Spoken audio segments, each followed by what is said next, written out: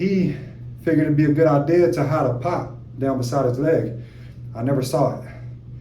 Never saw it. I'm sitting on a recliner while he's trying to press me about this money. And like I said, I tell him, I'm not gonna pay you. He keeps pressing me and it ends up pissing me off, so I jump up and I go at him.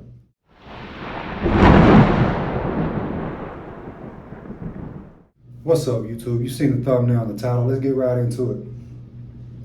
I gotta stop wasting so much time in these videos. So I'm gonna tell you the story about how I got my jaw broke one time. And this is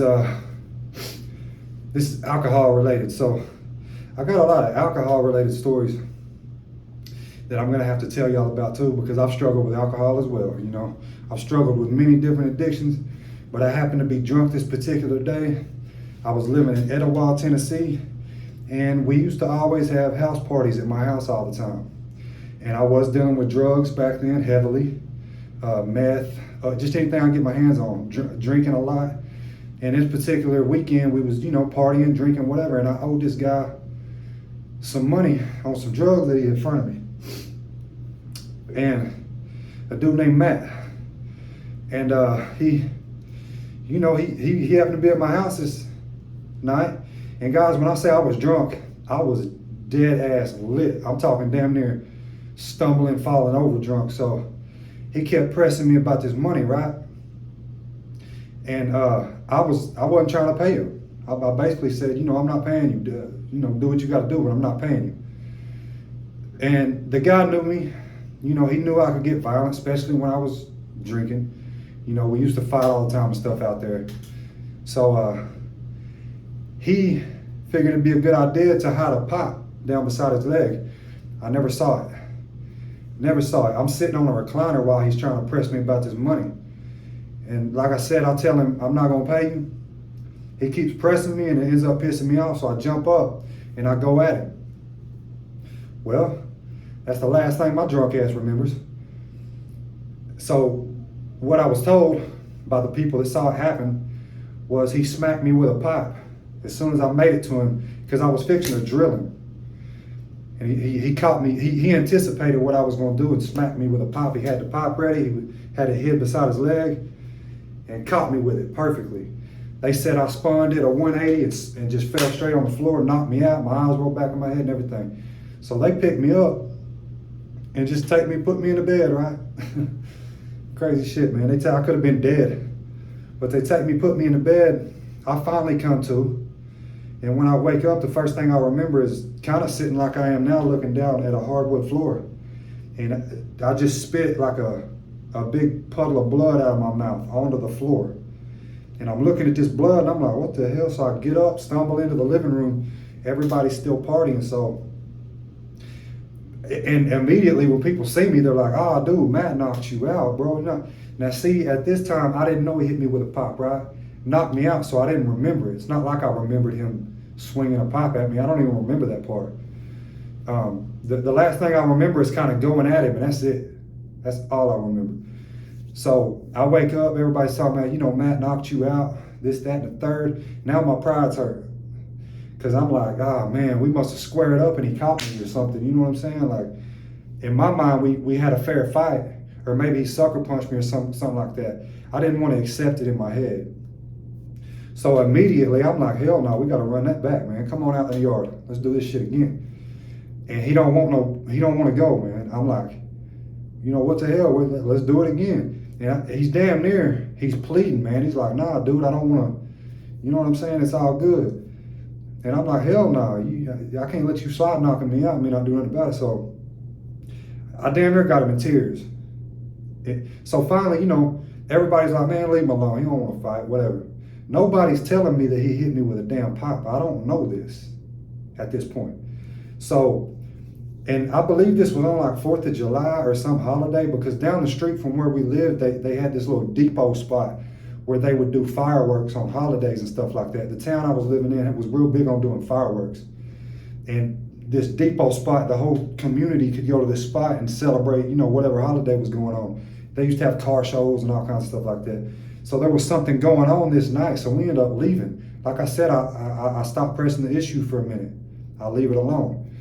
And I'll never forget, my friend's driving. My friend Charlie, I'm sitting in the passenger seat, and the dude that hit me is directly behind me in the back seat, and his girlfriend is in the back seat beside him. So, and we're in this convertible Mustang, this rag top, drop top convertible Mustang, and and the top is down. You know, I'm pretty sure it was July. The weather's nice and everything. It's nighttime. So when we pulled up to this spot, the way my friend parked, there was this nice fucking field. I'm talking. And the first thing that hit my mind was, damn, that looks like a good spot to fight. So it comes back to my mind. I'm like, hell no. So I get out. I'm like, come on, man, get the fuck out. Let's do this shit, man. And, you know, he still don't want to fight, whatever, pleading. And like I said, we're in this drop top Mustang. So when I get out, like his head is exposed in the back seat of this car, you know, because the top's down. So I'm like, man, look, I'm going to give you one chance to get out or I'm swinging on you right here. And, you know, his girlfriend's like saying, yeah, leave him alone, whatever. So finally I get off on him one time. Boom. And, yeah, I hit him one time. And his head slumps over or whatever. His girlfriend's like yelling at me, talking about, you fucking piece of shit, why did you do? And I'm like, I'm thinking, shut the fuck up. But that was it though. I got my lick off. I left it alone, and that was the end of it. We continued our night. You know, I had a good night. At this point, I'm not feeling that my jaw's broke. You know, that don't set in until the next morning. I guess because I'm drinking and I'm still wired up. I'm probably on fucking pain pills or something, knowing me back then. I don't remember if I was on any drugs, but more than likely I was. So I wasn't really feeling no pain. Now, I ended up going to sleep in this recliner in the living room. When I tell you, when I woke up the next morning, my jaw was hurting so bad. I'm talking, I couldn't even open my mouth far enough to like stick my thumb through my teeth. So I'm like, what the fuck? And then, you know, they're waking up about the same time. At this point, I'm not even mad, dude. Now, this is when I find out he smacked me with a pipe. They're like, yeah, man, you know, he hit you with a pipe. There's the pipe right there in the floor. And I'm looking at this big ass pipe. And I'm like, damn. So like I said, I'm in so much pain, man. I don't want to fight, do nothing, man. I just want to go to the hospital. I'm not mad anymore. I'm sober. I'm not feeling good. I'm fucking hurting. So finally I load up and I go to the hospital. They tell me, yeah, you know, they do some x-rays. They tell me your jaw's broke.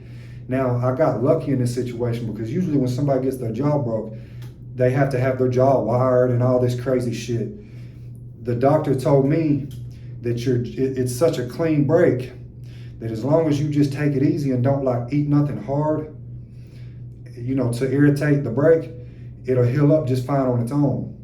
So we're not gonna have to wire it shut or nothing like that.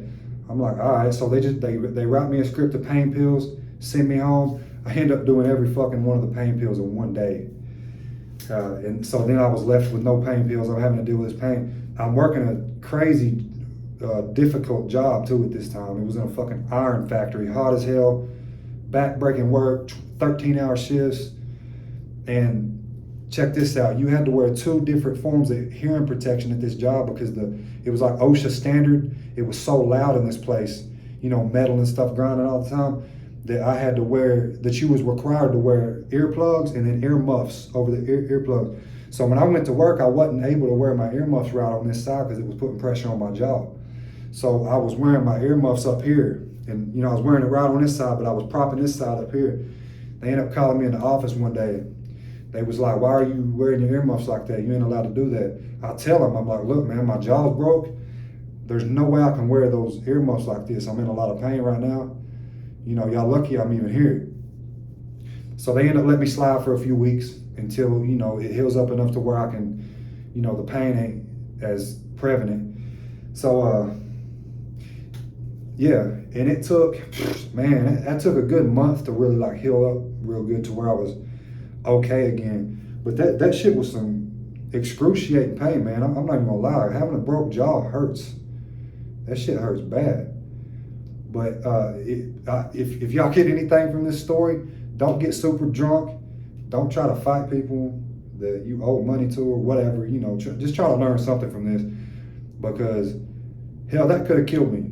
You know, I could have been dead when dude knocked me out and they just tossed me in the bed like I wasn't shit. But yeah, that's the story that I've talked about it before in lives and stuff. I said I was gonna make a story about it. This is the story. Oh yeah, if you made it this far, make sure to subscribe to the channel, like the video, push this out to more people. I'm trying to spread my message to the whole world. This channel is mainly about drug addiction, but I like to throw stories in of the things I've been through, and most of it's drug and alcohol related. So, you know, it's in with the niche anyways. But yeah, you know, I'm just a guy that decided to get on YouTube and share his life with the world. And as always, peace out, guys.